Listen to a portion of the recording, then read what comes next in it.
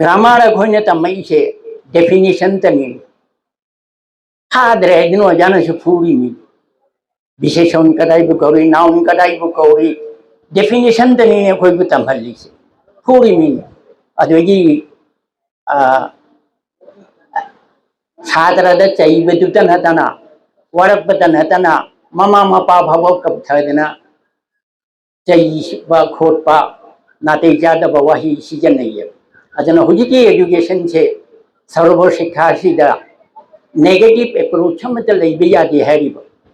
जे याम लुरबा भफम ने असिने ख्वाइदगी अथोइबा माबु इंथोकबा नत्रगा थक थक इंथबा लौसिनदबा माइगी कइनो से अखोइना हंथना जेंबा मियें से मसी नेगेटिव अप्रोच है बांग्ला दा मसीना नकारात्मक हाय असे अखोई हुजुबाव के थातो नमदे अंगांग अनम खितंग हेल ममन लोचत नारकतब दा अखोइना अचिबो वाही हाय खनथोक कल्ली नत्रगा अखोइना खुद थांगल्ली नत्रगा चै यावना वारइये असे तउनो हारिबा या लोग हबवानो अदना लाइबक फबदी अइने बीएड तंबसे अदुगी चही से डिब्रुगढ़ यूनिवर्सिटी ना सेकंड बैच ओइबा माइक्रो टीचिंग से इन प्रैक्टिस अदना सब्जेक्ट पुनमक से मिनिट तरु माइक्रो टीचिंग स्किल लममंगी नरैब तमने अदुगी लेसन ताकि बताबा मिनिट तरुता अरुदेगी मधु फीडबैक सु तौताबा मधु मुझी अखोई पोचई देसु लोइने येरबनी फीडबैक ऐसे करिनो ऐसे अखोई खंद्री है पोचई पुनमक्ता कंपनी की फीडबैक की वेबसाइट लेरबने अदो अखोई हानागी समालोचना हाइबदो अदुगा दुम लेरेबा फीडबैक ऐसे करिनो खंद्री है अदुना असिगी मियेंग द तंगलादा असि जाम सांगधररो ये मतमसु याम ली नसाइबी अखोई डेफिनेशन द तौरग तंदीब ग्रामर दो अदु नतरे हैरी फंक्शनल ग्रामर हो ये दबनी हैरी मसे थाई ने ngैदेगी पानी निया दुम थनमबा अदुगो अखोइना मसी हन्न कुथन जीवदबा वही यमना वही गा वये कसे मानदे याम लुरबा कॉम्प्लेक्स नि अदन वही यमना माना पांगथोइबा फंक्शन दो अदुगी मतुंगना मागी पार्ट ऑफ स्पीच कोड सिलेक्टनी है अदुना मधुगी मिसक खंगल लबोरदी डेफिनेशन जे मथौ चाती है याम लुग्रबा फरे हौजी अखोइना अंगांग सिंसे मोबाइल सिजनबसे मोबाइल तनती अखोइना हुजी यामना अफाउ साधना इलेक्ट्रॉनिक्स की इन तब नबा हारो कनजे तौनबा मशीन मयाम सिजनरे फ्रीज हाइबने अगलेगी एसी कंट्रोल दौगी नैना तो बजाम लई ममिन रई हाइर रोजे अदुबु इसेक्टिव मोबाइल सेट से असी भावदा रेडियो डिवाइस की मागी इन नमथु ये हैरी मसे ये अकुप खंगे साइंस की वजह से न खंगनी फिजिक्स की वजह से न खंगनी मसे याम साथीबा मसीना अहान बदा नादा मित्ता लोइसलक बता अपुन बतो पान बसे थमोय द पान गनी हैरी अदुना हाइड्रोजन बोम अदुमई पोखाई जिबगी जिगी रिएक्शन दो जापान न हुजु भौदा लानंगी है अदुदगी हे ले अखोइना नालंगदुरी जो क्या लो हरवानो से असिगुंबा मयाम सिजनबसे अखोइना खंद्री है दो यांगांग से थबकली है जना अखोइना मलोन थोक्त्रिङैदगी मोबाइल पिसल लेबा हुजिकी मामा सिंसिना हैगबा अदुना माई अंगांग से कदाई यौना सोगे है जो खंगरोय अदुना अखोइ एरिया सिगी नि अदु माइने सिजनबदगी बांगालोर चतना ट्रीटमेंट तौर भावदा फत्तबा अंगांग यावरी ना अखोइगी अंगांग दे मोबाइल पीना थनमे आई थबक अदुदुगी थोरे मिदुगी थोरे इनियाइना अफाव सातन वारी लेप लेपना लमलोंग द करीदा वारी सुने angang di mobile pisalaga lo panthanam me jam nungai rajan aduna mobile se mafam khang su sijan na batai masi gi kana ba mawong da lo sijan na batai huji akhoi gi tv da national channel da class keno digi haura duna pre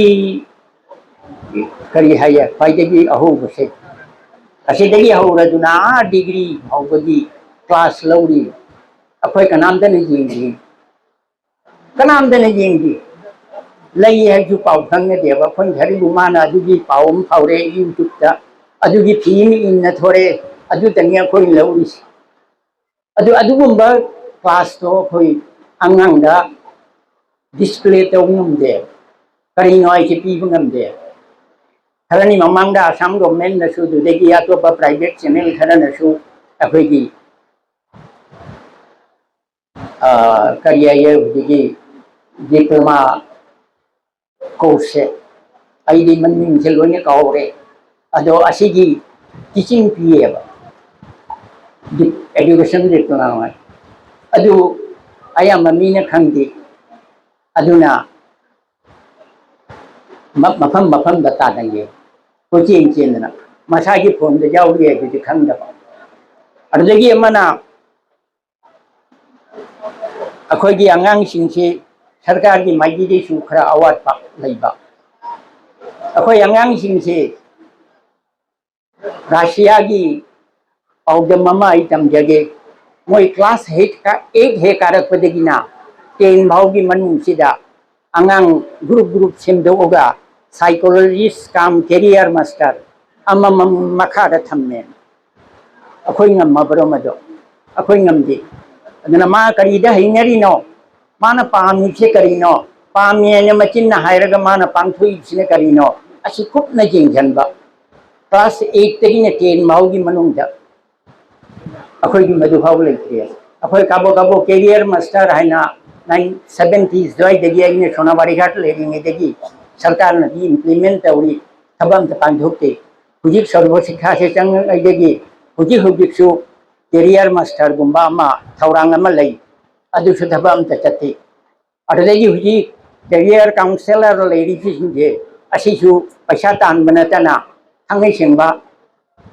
psychological काम माइगे आपाम बदुगा चुना चाना बसे लईत्रिय परे मसिना अखोय गे अवात पनी Bueno, Leonana, lagi tambah hai se, aku outbook pa basi mahuji angang sing na tahu asini khoi de wat liba. Ade huji ke mobile da du sulai raba. Ai paning ba lagi paning bar London da khang de ara pada world ki jaha mafam da library legi sing de ki lagi to download tawraga माइगी मथौ ताबा मयाम दो लौब ngumgdaba ado outbook paraktaba maram mi duna sadra duna madu khandokne maigi kana bado lौब ngamdaba yuani sini waris download ti tawrani ba mana outbook pabagi habit se leitaba natraga maigi topic tu ga mari leinaba selection tawna lौthokpa ngambagi thaurang se watlaba sima leire aduna Hanagi Ingreji da lady say of studies heba Ingreji ki essay mada conversation makes a man witty, reading makes a man intelligent, writing makes a man perfect. Adu ibang amdradi manap tawri bapuna magto ahi sarasu ma hai tabaga chap mani maduna khoi amuk madu su khang taba ojik adu su ngasai conversation su honda madu loina mag jare group discussion dei kari degi madu loin lei re ade degi writing si ga yuare adubu ai gi ahan bachang ba sona bari khati oja headmaster se masi angapani mai hanagi typewriter lagi se Mami cecubjing hijing dana tumai ki application ga se dum ta phuba adu ngamta ba I mobile da una ama tawbai mathau da amukta da loi thokpa ngamba adu gi writing capacity do huji technology दा मधु पुसलप ताब आई नमु इनी मंगो नमु पीनी अमन नमु चुमथोकनी हुजे अखोई पेरेंबल सेमरिबा मयाम चना पथा मयाम से सही फाजल लगतोरे आरान ब चुमथोकदा दुम लैरे अदन हुजी की दुम हाइना चथबा ngамद्रे सुमा लैरे अदेगी मतम से ngasai ai inau chaurena matamgi wafam mayamda thambikre hojik matam se adu tana tana atopama aina ningsang jage angang ama he haurakpadagi chahi mari subadagi hanadi akoi birth certificate mathau tati hojiki mathau tare adu natradi admission phangdi admission ta nate mapunsi ki thauram punamakta madu natradi thabak jatre अदुना मा चाही मरी हे सुरपदगी मा pre primary की थौरांग से Changan बताबा अदुगी matric फाउ सिदा 15 plus की मनुंग लोई ताबा using या मुहे नमु हाने की पुंग मरी की थौरांग दोना तबदा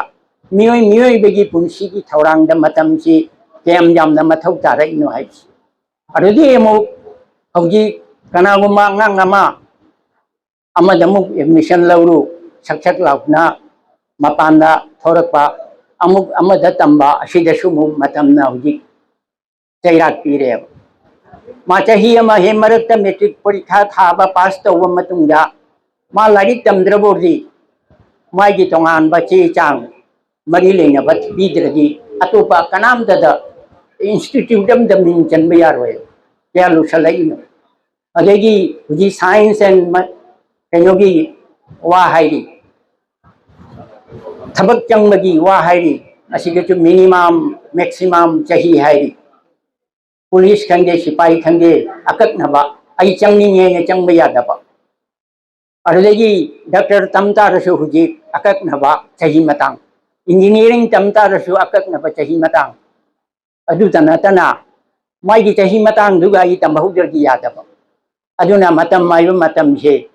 पुंग कुन मरी दुगी त कन्फाइन होइत्रबा पुंसी मरेल की खोंचक सिदा कबार होरबा अदुना यामना कुपना अखोई होना बताबा अदगी मना अखोई अंगांग मांगी से मरु होइना मैतै की होइना ई हाइजेगे अखोई मैट्रिक फाउ सिदी अयंबदा फजना लांखटपा अंगांगना अयंबा यामे एबो जामी बेसे हायर सेकेंडरी यौरगा खर कारण ने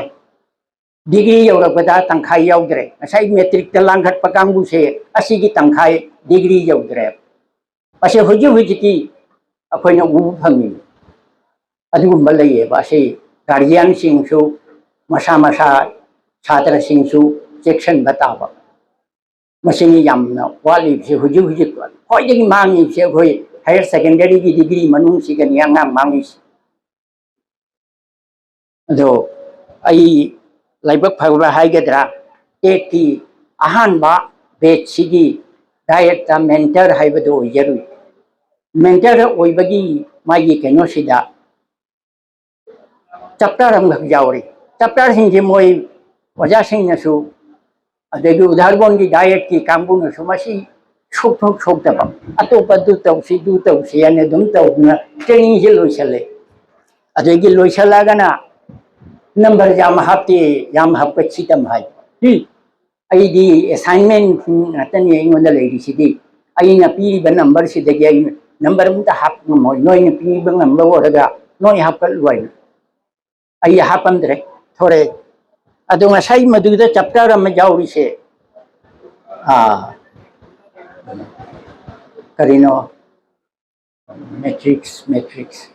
सोशियोमेट्रिक मैट्रिक्स हाइबा चैप्टर अम जावरे मसी हन्ना लागा सुम जुमदा पारुरगदी लोइसलपदा अंगांग से मांगी से अदुगी मरम अदुगा लेरमे अखोय अंगांग सिंग से यू हुजिता अपुन मालेम सिदा स्पिरिट अनि खग लई मियोय बगी अमना गैंग स्पिरिट अमना टीम स्पिरिट अनि मक्से पुन्न पांथोकबा ngatani मिचंग मानादना अदो अखोय अंगांग सिंग द हुजि गैंग स्पिरिट सिना हेले टीम स्पिरिट से हंथरे एबा हुजिकी सोशियोमेट्रिक मैट्रिक्स हाइबसिदा मसी पुथोपा गैंग स्टार पुथोपा अदुगा करम हाइना आंगांसिंगसे टीम स्पिरिट लोंदा चिंगसलकपा याबा अदुगी थौरांग ओरम्मे अदुना ट्रेनिंग ने हुजी डीएलएड हाइरिबा बीएड हाइरिबसिंगसे सोप थादोकपा यादबा सोक्त्रदि यादबा अदुगुमसिदु थौसादबा याम यावरे मसी हाइरगा यामना हेंजलना जेंजनबदा तारे तौबुदी मसी अवाटपा लैबा अखोय हुजी बीएड की सिदा माइक्रो टीचिंग अप्रोच से थियोरी दा लैरे प्रैक्टिस से जाउद्रे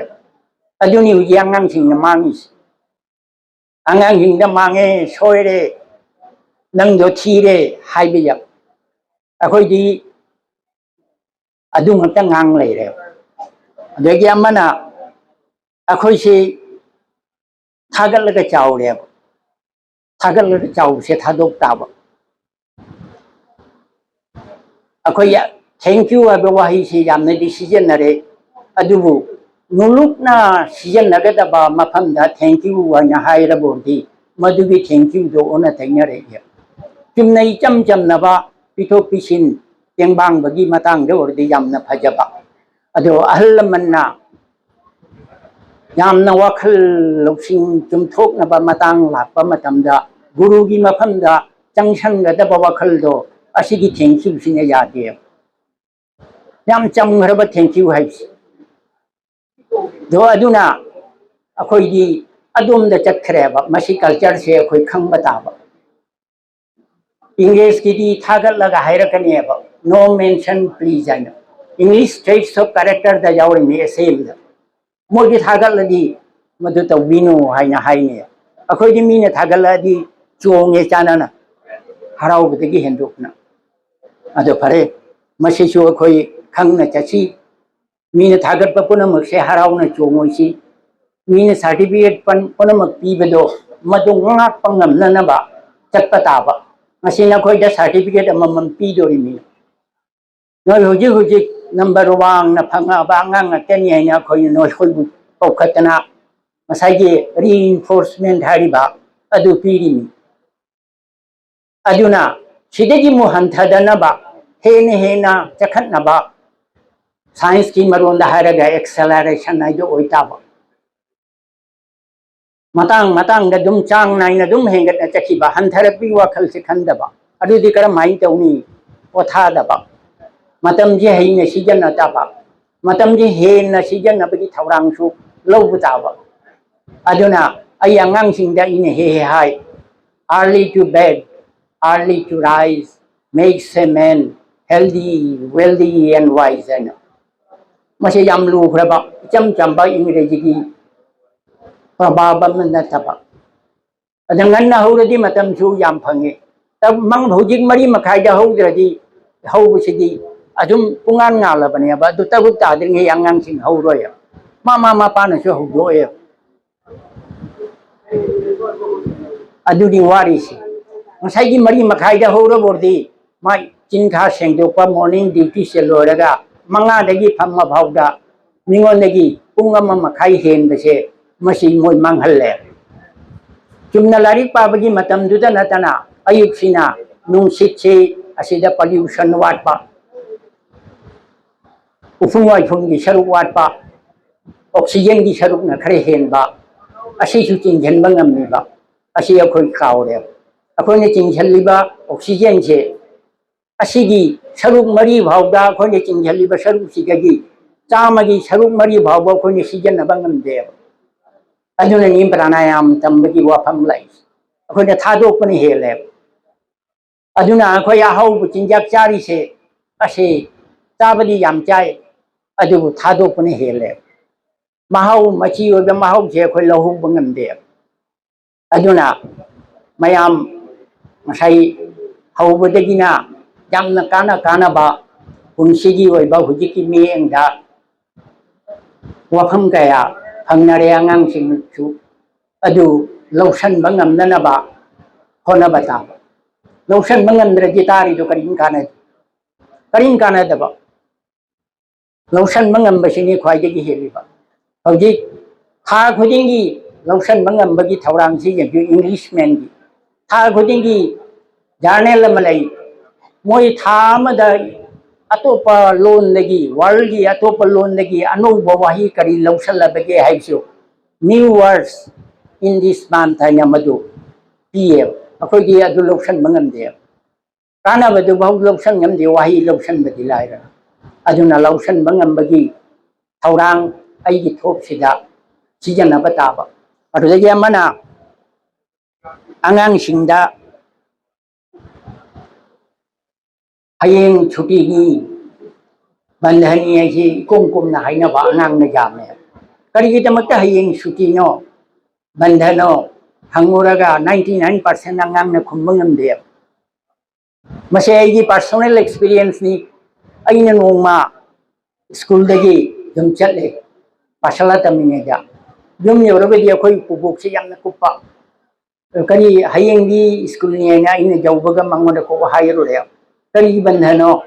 करी की छुट्टी नो हंगगदि आई खुंगमद्रे अले मा लड़का थंबका जापोंती चलो दुदी नंग स्कूल चंगत्रेने अयुक्तगी नंग स्कूल त लाइक तम मने नि तखि बिसे नंग अदु भाव खंगत्रनेना नंग स्कूल चंगते अदु लोने म खंग तमद्रिङेगी जुम जंग यारोय स्कूल ताने चेले ओजा सिंग हंगे हंगगा दुदेगी तम्मे अदुदे नंग अहा मतारक तिसे करिगिनो मरम दु मोहाय तायबा हायरगा ता थादोक पया नते होय पुबुम तवरदि दे कैदौदना ऑर्डर क्लास त लाउ थोइ बिदो नंग कदाइ लैरुबे करिगि तारक त्रिनो हायरि ए साथी खरन ए असुम हायना खोय अंगांग सिंसु तंबि बताबा अदुदगी अमना पिंग हेदगी आइगी लाइबक फबा हाय ताय आइगी पन्नौना नारिक मचा मचा से पिए हाई स्कूल लागना ओजामानी हानगी हेडमास्टर सिनेसु माना पाबा लाइक से अमु अयोन पीदोरि अदु माइना सोनो वारी घाट चंगे बेसु हेडमास्टर सिना माना पाबल लोइ बलाइ तो माना रिमार्क तौब लाइक नेबा अदु अयोन पीदोरि हयें आइदि पाबा संदि माना हाइदोरि अदु सिगि वारी से समलप अयोन पीवे ओजामानी सुदु माइना हाइ अदुना अहेन बसे पारगा मोइदमु हाइरुता अदु हाइंगमद्रदि मथंगी लाइक सुपीरोय अदुगा मथंगी हप्ता बाबू पारगा मागी वहंग सिंग दे पीता मदुगुंबा खरसु चंबा अदगी अमना यामना नोगी हुजि हुजि मथौ ताबा छात्र सिंगी हानगी थौ सादबतो तवरनो सब्जेक्ट खुदिंगी नोगी राबुग अमम तोंगालो लेक्चर नोट से अहान बदा नसी करी तापीरी नो हाइदो ओजानसु हानगी नैरमदे हुजिकी लैरबनी चैप्टर दो पर चपचान इने दे नसीगी लेसन जे कदाइ देगी कदाइ भावनो इने अदु इदबनसु यामे हुजिकी दोरदी अदुगी क्लास टू दा चैप्टर ममिंग दो इरनी दुगा वजाना करिगरी लेक्चर तवरिबा पॉइंट सिंदो नत्रगे मेमोरेबल लाइन्स नत्रगे सेंटेंस मधु तान तान इबंग अंबताय अदुगा युमदा मोबाइल दा लाइबा लेसन मैम दगसु कंपैरिजन तब यारे मेन बोई पायरगसु मधुगी कंपैरिजन तब यारे अदुगा अवाद अपादो हेंदो हेंजिंदो अखोइना हापचनबा नत्रगा लौथोकपा ngamne अदु नत्रिङेगी अदे मसी समना अखोइगे कंप्रिहेंशन टेस्ट हैना मले इंग्रेजी अदुगा हाइफेट चांगमानबा सिना खितंग इंप्रूव दोइबा हुजी कंप्रिहेंशन टेस्ट सिगे लारि वॉल्यूम मंगा खक लै NCERT na tamba improve your English na madu fajana kaino tawragadi mathanata angang singse aholpa hagalapa ngamba ade hujiki parikha da number di yam phange ba number lik na phangba ngang se jau jau salatre third division da lai salatre first division na khwai di hele adubu मसीदा पीरिबा चांगयें से मसी थांगई सेंगदी यामना लुबा मता चादु number याम फंगना बैवानी मतम सी बांगहनना खुम्बा खुम्मी से अखोय हयें plus minus तौबा मोगी परीक्षाम लैरिदना अदु यौरादी हुजी 80 मथकते फंगीबा नत्रगा first division fungi से हंथरक तोरिबा आदे अमदुदी आई फंग लोइनमक स्कोर तौगदबदो अइना अमा लालम बोर्डी माइनस सकी धोरी अइना खुमहौदना लानबदो कंप्यूटराइज केनोदा अइना खुंबा ngamdabadुगी नंबर दो अइगी अफंगबदुदी लौथोखरने अदुंदी अइ सीरियस होइदा यादे खंद्रदी अइ खुमरोय अदुना खंगीबा खरसे याम डेफिनिट होइताबा यामना सेंगबा ताबा अदगी वाखल लौसिंग सेचो फंक्शनल थॉट आय फंक्शनल थॉट से यामना सेंगहनबा ताबा अइ सोइद्रबनी हैबिसे लेपंगम बताबा अदा चिंगनदर लेरदी मतम सुमांगे ओना तन्नानी इरोगा आई फंगीबा सोंदा फंगदबदुदगी माइनस चखी दोरी अदु लाक्तोरबा सेखरनी ममंगदा लौथोखरमी टेट की परीक्षा अदुदा पुथाबगी थौरांग लेरे अदना टेटा लोइनमक फंगनी हेजे लेत्रे कंप्यूटराइज तौरनी हैना हायरे अदु मथंगदा अखोई हराव बाइसी यम नुंगाई अदो ngasi harauri se amu ngasai gi acceleration ga mari leina arithmetic progression natraga geometric progression haiba ni lei ado geometric progression do ngamdra basu ngamna badi hona batabani akhoi arithmetic progression dudi thamna bahona si chang naina acceleration do thamna na bahona si aduga लोना लोना नारोय बदा अइना निसिंग जगदबुदी अखोय ngमनी हई थागत वाही गी चेरोल सु फंगबनी हाइदना तुमना लेथोइसे अखोय वारी तारे थेबगा थेंगुगा लमजेन तानबई वारी थेबदी यांगरबा अदो माना थौसादना मतम मांगहनना उसितदना थेंगुना बोइंगोंदे हेनबा ngमद्रा आइना थौसादना तुमना लेथोपदो मधु तौररोइसे बांग्लादा हाय जे सुया थाके तार भाग्यो सुया थाके अदुना नसागी सेक्शन बा थेंगुदो अदुना लमजेन द फास्ट होय अहि बा चुंगमगन बा थेबदो मांगजेय अदुना अखोय मसी नखोयना थागत चेरोल नखोयना फंगदोरिदो मधु मांगदा थम्मगा मधुगी हेनबा ngamnanaba होना बताए मतम मांगहन बताए होना बताए बांग्लादा अमुकमु वाही यंगका अखोयना पामजबा ngसाइगी मयामना कैरियर चॉइस तौबगी वा हाइग्रे आई याम समना हाइरगे दुगा लोइसनजरगे आई पामिने अपाम पोचे नि आइने निंजरी पोचे अइगे हैनबो ओइताय अद मधुगा मरी लेनबा एसोसिएशन थॉट्स अदो चिंचलपा ngमताय अदु मु फंक्शनल थॉट्स समु पुशनबा ngमताय अदुनि होजिक मथौ तारैस अदु पुशनबा ngमद्रबोर्दी पारगत याद्रे हैरगत याद्रे हैरग थबक लोंद सिजनबा ngमद्रदी मधु अमांगमनि है ज्ञानं भारो क्रियांग बिनाय अदुना नि अखोयना मैतै रोंद सिजनरिसे कांखा थांगाय याम थौबा कांखा थौ थांगदो कांखा द सुम लैरदि मा पंगे अदुना लौसिंग हैरबा आइसे सिजनद्रदि आइगिसे ओना तैनरैय अदुना अफबरोंद तौददना कनादा कोंकेप हाइसिगे कनादा इंथैसिगे दोमद ओना तैनरे असे तौसी अदुना हराव बाइसे लास्टा अइना हाइजिंगमुदी हरावबसे थोइने थेन थोइना हरावबा ngमननबा थौरांगसे तौसे अदुना होजिक होजिक खोइना हरावबा फंगिसे वर्ल्डदा मरुओइना असिगी लोरपदा खोइ अवाबसे फंगिए अदुना नि संसार हाइरिसे बांग्लाना संस्कृत अदुना नुंगाइबसे हेन हेन नुंगाइनबा अदुगी परिंग चंगसनबा तौसे अदुना खोइ लाई हरावबदा तारे याम तोइन तारबा सयोन सुसान नुंगाइरे हरावरे सिबु थोइना हरावबा सिबु थोइना नुंगाइबरा नुंगाइबा लैबरा लैबरा लैबरा आइना हंग खुम्मी मयामना लैबनी लैबनी लैबनी अदु मसिगी अर्थसिदि थिनदे अदुना हेना नुंगाइबा करिनो मधु थिदना चंगसन लास्टा काउरुरबा वफम mama masi president gi chero lamada last from the jawba aina kabo geng bada thengnare hojiki matam gi phibam sida khoi gi thaurang puthari ba mai hi apot pa karinom hai akhoi maitei se isana isabu hatuk jaba maitei ne bangla da haraga atto hati maitei ne aduna akhoi gi maichou adu maming do akhoi ona tangna thole kono thengrai gi machin thiba gono ka gi juti sei babi akhoi gi ahi ba ahan do madubu mean करी उमम थोंजल गुदा मफम मरांग खंगजना अखोने कोनो थेंगरा हाइछले अरे ऐसे में खंगे खंगे न चक्रसन मरत मयाम थम थादो खरगे अखोई से भारत तिनब मतमदा महाराज बुद्धचंद्र गा लोइजना करी हेबा अहन्नी खग जावरे अमना दिजमनी Dev Sharma Hina हन्नमा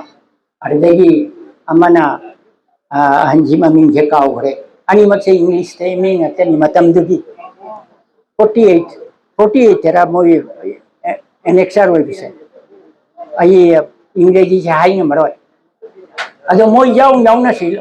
bollobh bhai patel gi mamang da silong da akhoi gi kari mangja bau oi jabal lai da gai se moi na kain da इंग्रेजी khangba moi nam ma ni matam du da ado buddhachandra maharaj ta natra ga loina ba tai da kain da ningjang gi सोई तौतनी है सोई तौदु दई करी करी मांग है आईगी वो जबा आईगी हक अखोई करी करी चखरे आईगी स्टेट की आईगी लोन की आईगी कल्चर की करी और थम थोक के जो मोइने तुम न लाया मशीनी यामना अखोई की मीना अखोई बु मांगन बा अडलेगी आते याकु पदोना तना अमा खका हाई जगे अखोई की कंगई Chief Minister oiba amana risangai sing amana yangmaso saija iba machal asigi matamda moina MLA ore mantri ore dina harau bahona bada sonda oije ta soi to budo hapta da moina pass to sangre chingi mina lamlaiba adu jagani tamwi nina jaroi high से मतम दुदा पास आई कना गी जनो खंगरे यामासो सैजा गिदरा नत्रगा रिसांग सांगिरा असिगी मतम से दु पास तौरे अजनो हुजिति मोइनदी लाखना आई नाते जुम सामन लइमंबा आई ना आदे चपसु ngam da ballam su lei ngam da ba क्या फजग्रनो सिनी अखोइना हतोक चबा हाइस अदे हुजिना हुजिक कली बलालों सिसु करिनो से अखोइना खंगरिया से आई जाम सांगजेरगे असिमता भाइरगे लोइसलगे खरानी ममांगदा त्रोंलाउबिदा मामा मचा हाथिबगी केस तो मयामना फोंफों साना हुजिसु काबिरी अखोइ सिदा पुलिस ता वाकटगदबा पुलिस न लोइसनगदबा केस तो अदु मोइना सीआरपी दे वाकट तवरो सीआरपी दे मदु वाकट तवरो याब्रा मिगोना मी नोंमै पाइन लेबदुदा इन लेतुन लंगोरगा चितुन लंगगा जाब्रा अदो खलाना वाकत तो रिनो असि भौ खंगजेबा खोइ निंग तमनि आइदि चाउथ्वे आइगी थबक थौरम तारागा आइगी पुलिसता होम पाइरि बसिदा वाकत का दबतो तौददना लानंगी से सिनी अदो हुइबा वहाब ताद्रि मैरा कांगुन सु चोंगछल्ली अतोपा ऑर्गेनाइजेशन चोंगछल्ली अखोइ सेदा सु मदुगी प्रोटेस्ट तौ जो ओना देना तौरगा लानंगा अखोइ तनी मांगजरी अदुना अखोइ से अदुगी अमा खक निंगसिम जगे यामना फेनोनी मसे लाइब फबदगी आइना हाना रे टेलीविजन जे लेरबी हुजिके अम तथंद्रे टेलीविजन जो ओन तौरु मतम दुदा हानागी बिरेंगी लास्ट सेशन गी से दरबार थोक्तिंगी मामांगी सेशन जे मसे दो ओन तौबदा लोइसनबगी मतंग योरे लोइसनबगी मतंग सिदा कच्चिंगी एमएलए इंगना माना हाइरे आई करिगुंबा वाफम मंगलै मयामदा थमजेते अदो माना पुथोरे आसामदा खुलाकपगी सिस्टम से लौथोखिबगी आसाम गवर्नमेंट ना मतमदुदा लुसाई हिल सुदिसि वरमी नागालैंड हुजिल ओरिसु नागालैंड डिस्ट्रिक्ट ओरमी गारो डिस्ट्रिक्ट हुजिगी मेघालय से ओइद्रि लोइनमक 64 दा आसाम गवर्नमेंट ना चिंगमी सिंगना खुलापगी सिस्टम दे एडमिनिस्ट्रेशन खुलत तबदो मधु यारारोय हौजिक इंडिपेंडेंस समसुंग अखोगी केंद्र से चथारा बनेना डेमोक्रेसी से चथारा बनेना पंचायत राज असी ओइगदा बनी है 64 दा कथत्रे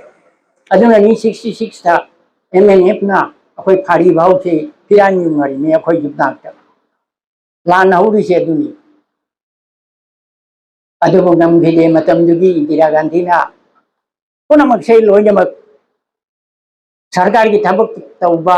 50% सीरीमी मतमदुदा अतैना मोइना हाइबे इनना ए नोय हाइबे त जादोरी मेना मतुंग इनबदगी हिंना लाप खरे जाओ अदुगी वाफमदो हुजिगी कक्चिंगी MLA Cina पुखलले A ngasi dia roi ban mini nang ta ba yadre kya thugrawan do adu huji bawda pass ta udan leye aduna ni huji ta uri ba main huki na la lhori se marudi number 1 na dum leye mathang jamu madu sojana pass ta uradi haibe si de moi ta na tana chingmi puna mo ta moina cf adu pass ta hol loisen na number 2 dana kuki ki haurai sina opi charge ta udo बिरेंगी अरोई बस तेसिदा तथैय लौथोइएबा असिना Moina पेंदबा लौथोइ दुजु लौथोपना पुंमांग मांगन मनतबा मथंग मथक तौरग सुमलाए अनि सिना main reason अतै यांगांग नुपा मचामा नुबी मकुकी नुपी मचामा माफी सेलंदना ओइदबा तौबदो मदुना shown अदुना सुगुंबा ओइदबा सिंसे अखोई खंथाइसी छरानना चतनबा इसागी थौरम अमना जाति की ओइबा खुनाई की ओइबा वफमदा मयेंग तागदबा सक्ताक तवना रेखतबा सिगुंबसे अदुना अखोई लोंचत नाइरसी लोंचत नाइद्रदी दारी हैदना करिन कादे लोंचत नाइरगत मी ओइदोरिबा मी ओइद्रदी अदुसु कानादबा दारी है मी ओइद्रदी लारी डॉक्टरेट सब्जेक्ट तारा मनी मंगा लोगना डॉक्टरेट होरसु मी बु ओइद्रदी करिन कानादी सोई तबदो नि मागी ऑफिस तफमना सोई तबुदी अंगांग बुदु मिसु ngam मी ओइ ngam सिगी नि मरु अदुना अखोई मी ओइना बखनसी ngasai इनाउ चावरेना हाइगी मी ओइ बेगी मपोक से अचम बनते थांगमद्रबा मी ओइ मपोक ने अदुना अखोईगी मैतेगी थाइने दगी चनरपा चुना मचा ओइबा मफमदा मपाना पाउताग अनि खत्पी थाइने ngaiदा हुदिते मदु लेथरे नंगी थबती अमना लिमन ताब खुनगदबने याम लुग्र बवासी अनि खत्तने अनि सुबसिना लैनम ताब चिलउवाना लिमन ताब खुलउ लैनम ताब चिलउवाना असिबु पांथोप ngamabordi नंगु नमथनिंगाई मी लेके नतंदन मंगाल तादना हिंगंगमदोनी खुनाईगी लमजिंगंगमदोनी जातिगी तुंगी होरकदब मियोइदा नंगना खुदोल तममंगमदोनी अदुना अरोइबदा आइगी नुंसिरोय छात्र मचा सिंगा हाइजनिंगदी इंग्रेजी वाहियमा God helps those help themselves adana aina isabu sana tengbang jabang mabordi mapuna su tengbang ni aduna trati tengbang dia masih hairaga basenjera